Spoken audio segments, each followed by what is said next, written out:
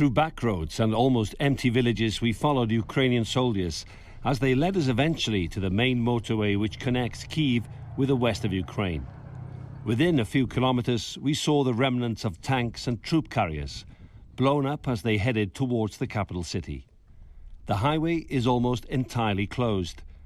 Further west, from Buzova, we came to Beresivka and the site of another Russian supply convoy which had been destroyed. As you can see, a whole line of vehicles have been hit here, Russian vehicles, probably by a drone and a missile from that drone. We can't actually go in and walk closer to these vehicles because there are ordnances or bombs all the way up and we don't know whether they're still live or not. But what's really important to note here is that there are 7 or 8 vehicles in this column. We saw plenty of civilian cars, some burned, others just abandoned, as people living near this battleground tried to escape. Some cars were crushed as if tanks had driven over them. The third battle was in the village of Dmitrivka. This village was the scene of quite an intense battle. We can see that some of the houses have been demolished and affected by mortar or artillery fire.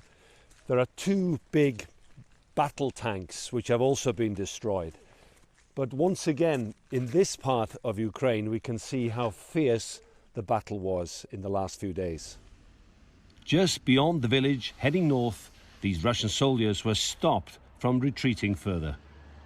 In the forest just outside Dmitrivka, we found another 6 vehicles, including tanks which have been blown up. Ukrainian soldiers now are just checking the area to make sure that none of the bombs or ordnances are still live. Inside some of these tanks there are still bodies of Russian soldiers who've died here. Many of them, of course, were trying to leave this area and heading north towards Belarus. Despite a morale-boosting week for the Ukrainian army, even bigger battles lie ahead in the south and east of Ukraine.